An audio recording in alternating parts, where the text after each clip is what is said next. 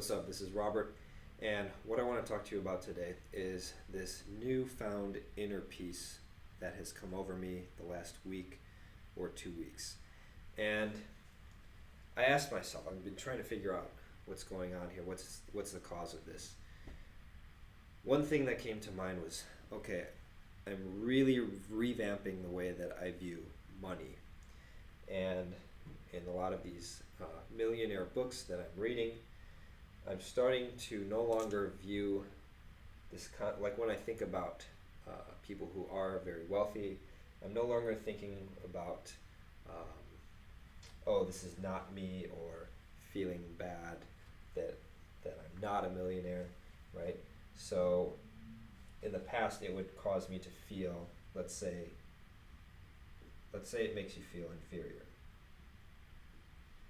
Instead of that, I started to realize that actually there's a set of steps, like you could say steps A, B, C, D, E.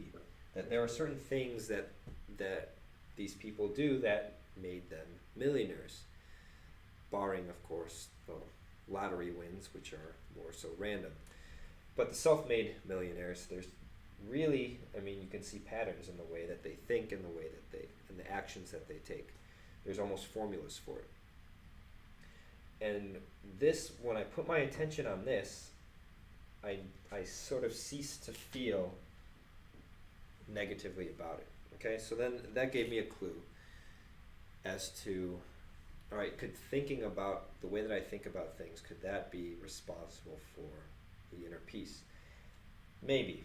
It reminded me of a presentation that I gave a few years ago about working with the very emotionally volatile kids at the treatment facility in back where I lived in the Midwest. Now, one of the questions that I got at the end of that presentation was, how do you avoid all of that, like when the kids yell at you and say F you and this or that, how do you avoid getting angry at them, right? So the expectation is that it's going to make you angry, right? He's like, how do you avoid that causing you to get angry?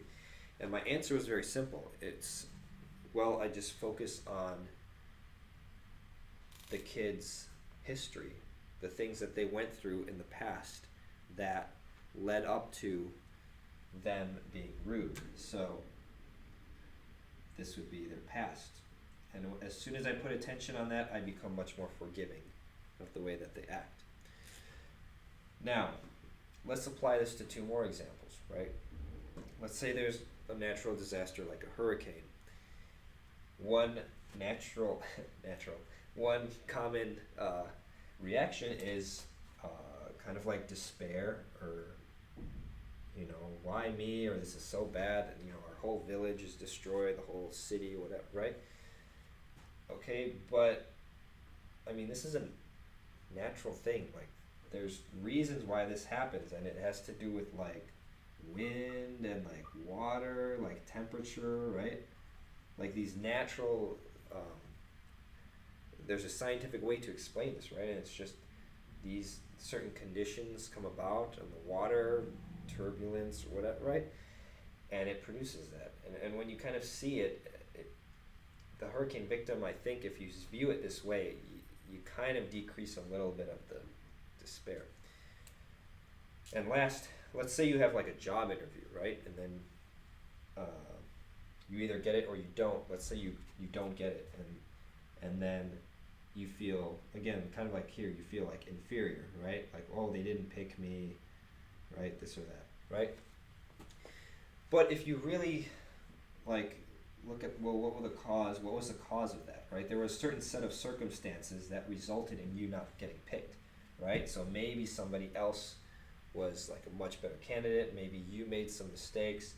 And it's hard to say. Maybe you can infer these and maybe you can't. But the point is that there's a set of circumstances that were reality, and they brought about that result, right? So if you think about, okay, well, what was sort of the recipe or the concoction of all the factors, like did you get enough sleep that day, right? How did you feel? Did the person interviewing you have a bad day? But the previous day when they interviewed somebody else, they were feeling amazing, and then they hired that person, right? There's all of these, so many factors that play into this, right? So, so what's the takeaway here, right? Well, the takeaway is that look at all of these emotions. This is all suffering. And so I felt a lot less of this the last week or two. And I've been trying to figure out why. And I think it's because my attention has gone from this pairing to this pairing. So now I focus on the cause.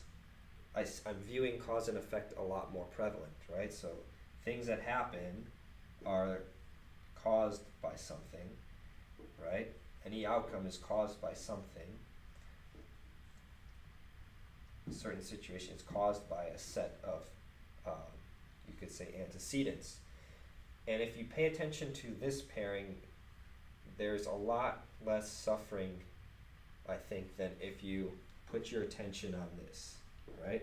Oh, I missed the job interview, or I didn't get picked, so, poor me, or hurricane came, poor us, right?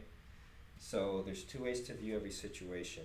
One way could lead to suffering, one way could lead to peace. Don't forget to subscribe if you like this video and share it with your friends.